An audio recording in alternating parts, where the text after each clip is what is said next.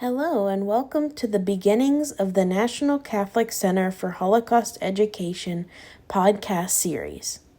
During this series, we will focus on the history of the center, as well as some of the stories from the beginning stages of the center's formation. We will be interviewing folks who have been involved with the center from the early beginnings and who have impacted the center in a positive way. Today we have Dr. Greta Stokes-Tucker, who has been a strong supporter of the center since its inception. As one of the first students who got to travel to Israel and study at Yad Vashem, Greta is a longtime supporter of the center and understands the mission and vision like no other. Keep listening to hear some of the great stories that Greta has to share. Welcome to the first podcast of the National Catholic Center for Holocaust Education to discuss the center's early beginnings at Seton Hill University. We are delighted to have with us today Dr. Greta Stokes-Tucker, who will talk about her experiences in the early stages of the center's development. Welcome, Greta. Thank you. All right, let's get started. Greta, please, if you would describe to us your first memories of hearing about the establishment of the center at Seton Hill. My first memories, as I recall, are actually through Sister Gemma Doduka and Sister Lois Skolko. And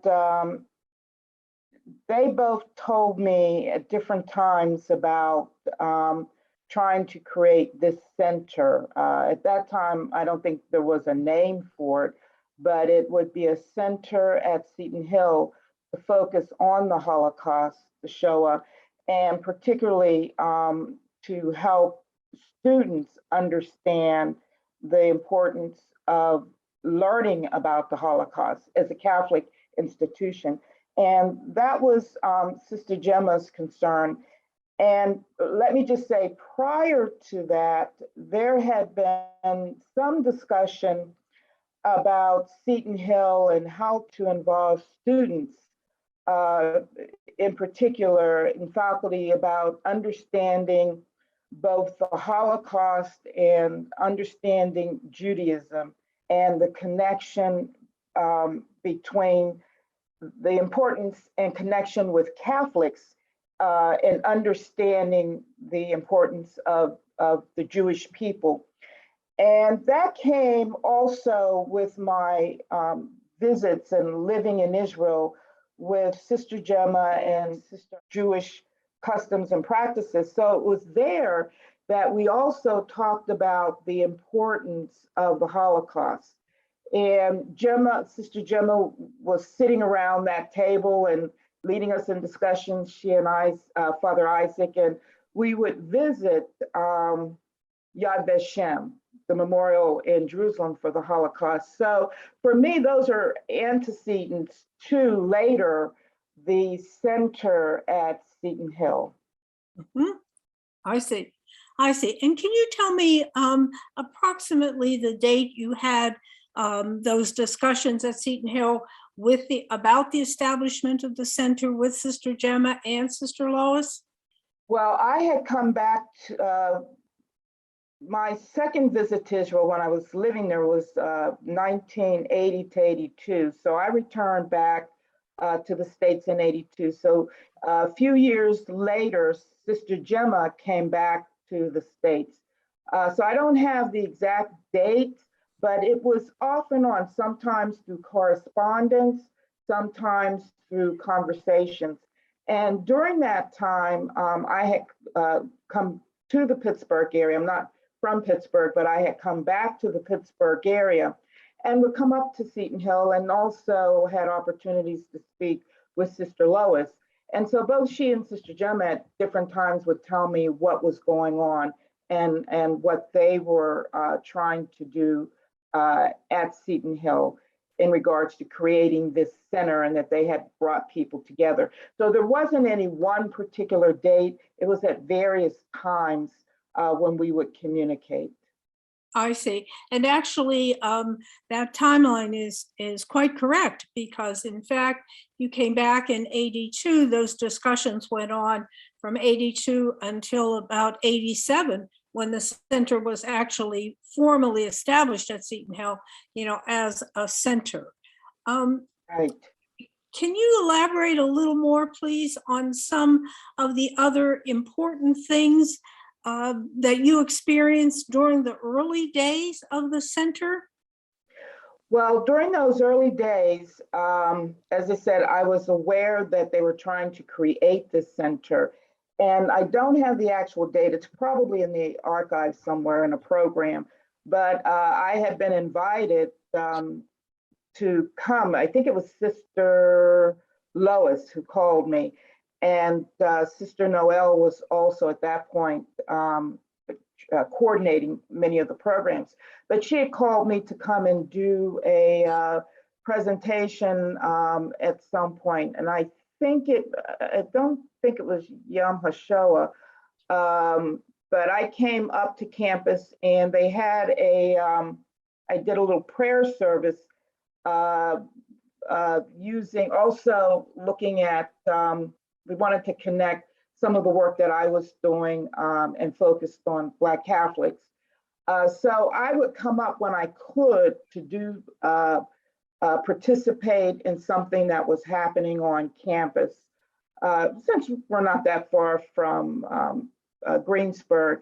So I knew that there were activities on campus for students. And this is, I think, probably before the initial or really strong focus, the outreach beyond the campus. And that was one of the things that I saw that began to happen. They created a board. There was this outreach beyond the campus. But I think in those early days, the focus was how to engage the students and the faculty on the campus.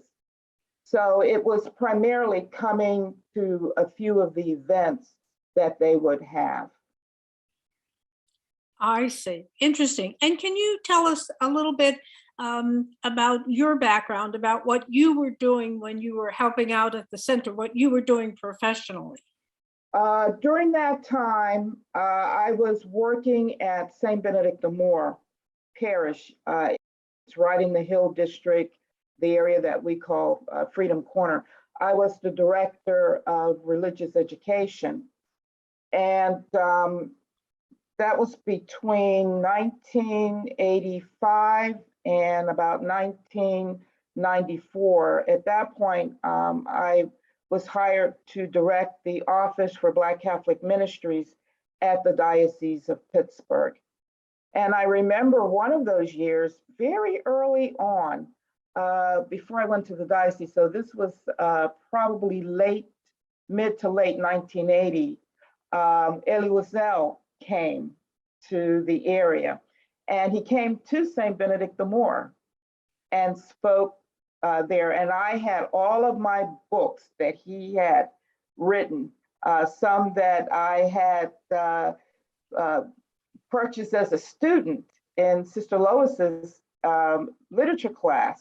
I think it was Literature of the Oppressed, or maybe it was freshman literature.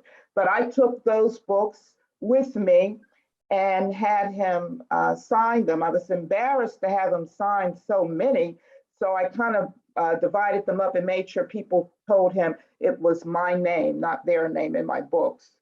But that was early on, and I remember Sister Lois and a few of the others from Seton Hill. I don't remember if Sister Gemma was present at that time, but I do have that fond memory of him coming to St. Benedict the Moor and speaking. Oh, wonderful. Excellent. Well, in those early days of the center, what would you tell us that you understood as the founding vision of the center? What I understood initially was the vision was to provide a forum for students and faculty at Seton Hill to study the Holocaust. And at Seton Hill as a Catholic institution, and the importance of Nostra Aetate in providing that that road to this study. And for me, it was, as I said, a continuation of discussions and my experiences of having lived in Israel during that time and studying the Shoah there and going to Yad Vashem and hearing the conversations at Tel Gamaliel. So that was my understanding, was finding this opportunity to build this center and to make this center fully entrenched, I want to call it institutionalized within the institution in all ways, from faculty to students, and just the opportunities that this could afford both the university, Greensburg, and the area. And then as I think as time went on, the importance of teaching educators. The center could be the vehicle, an educational vehicle, to then teach educators, both not just at the university level, but also in high schools and other programs throughout our region, and then beyond nationally. But to have this center, and I think it took time for that to grow. Good things don't always happen overnight. And I think part of the struggle for the center, which I see now really fulfilled in many ways, was helping the faculty, the various administrators and offices to understand what this center was about and how it could truly enrich the university. I don't think that happened overnight. And I think there were key people who were interested, but university, and at the time it was still a college, has many other things to think about and to do. And this might have been seen as just one amongst many other important academic and social services of the university.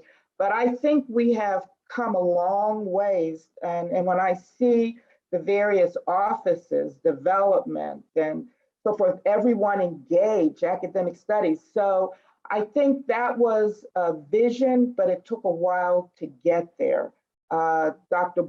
Joanne Boyle was certainly instrumental in that. And I think Sister Lois Skolko and all of her work, both with students and academia, helped that, as well as having Sister Noel, at the forefront. So I think there were key people, and then Sister Gemma being here and then coming back and forth, and then the importance of her going back to Israel periodically, and her connection to Israel and Yad Vashem to make this happen. Without that piece, the center would not have been as unique as it was in those early days. That Israel piece was crucial, I think. And certainly you can study the Holocaust anywhere, but being able to do that in Israel, I think, was crucial. And even though I had been to Israel and lived there many times, when I went with the center, I think that was about 92, Sister Noel called me and said, Greta, we'd like you to come be a part of the summer experience at Yad Vashem. I had never spent time at Yad Vashem just studying the Holocaust. And so that was a different insight for me. And I think that was crucial in those early days. Yes, I certainly would agree. And just to bring you up to the present day, Greta, how do you think that the vision and the mission of the center has changed since its early days? I was first invited to be a member of the board sometime around the mid-90s, late 90s. So I was a member of the board, and so I heard the discussions trying to get the message and the work of the center out and how to connect with other Holocaust institutions and organizations. That continues. But then I was asked to serve on the advisory committee, where we actually began to look at, where we on that committee looked at programs, the various, what would you call them, conferences that the center would produce.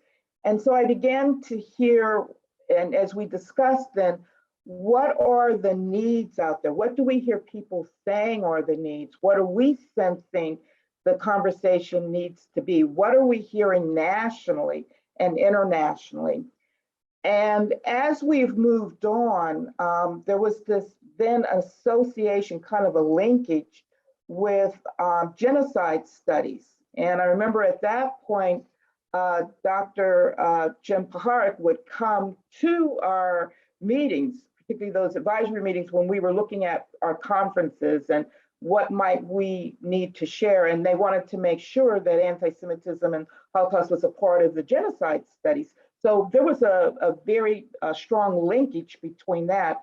So one of the things I think has happened is while we have focused on the importance of the Holocaust itself, the center has begun to look at other connections, other linkages to genocides throughout, because that was a genocide, but other genocides that have occurred, and are there any commonalities such as the political focus, bystanders, those who have used the prophetic voice. So I think the center has not left its initial mission, but it has been able to incorporate a whole nother level of discussion. And more recently, just looking internally at our own country, how is racism continued as an injustice, and how does that impact people? And what lessons can we learn from the Holocaust to help us as we address other genocides and social ills? So I have really appreciated that aspect of us, that as a center, not just to keep our mission, but to look at how what we do impacts other issues.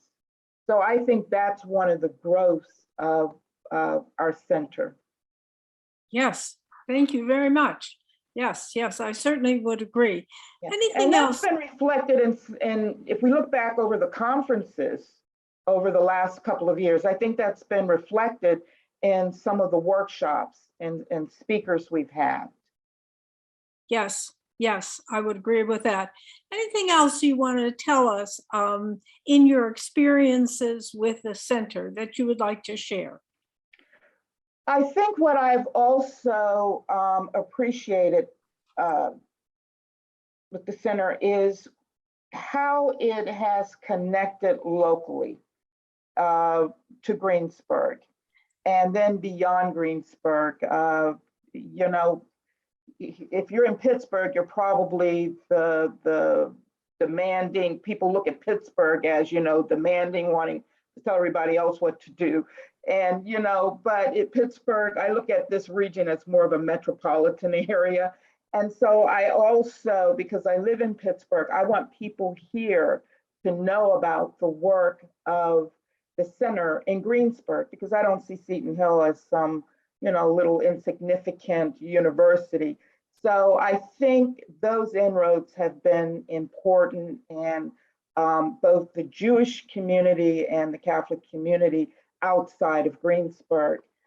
I would say the other thing I really appreciate about the center in its conferences, in its workshops and celebrations and memorials, that we use all of our senses. It's not just study, you know, open a book and study. There are lectures, there are forums, but we have shared this work and educated in various mediums through art, the visual art, through dance, through theater, that there are many ways of educating and helping people to understand the significance of the Holocaust, and for Catholics.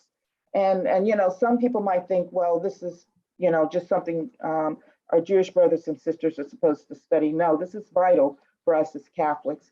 And so that focus on Nostra Aetate, always going back, because I think that's the foundation for Catholics. So just being able to tell that story and the importance of that, and I call it using all of our senses, our ears, our eyes, our mind. I think that's part of what Seton Hill is, as real focus on the liberal arts as well, regardless of what the profession. So I think that's been important for the center as well. Well, yes, I certainly would agree. Thank you very much, Dr. Greta Stokes-Tucker. This has been a very interesting podcast. Thank you for inviting me.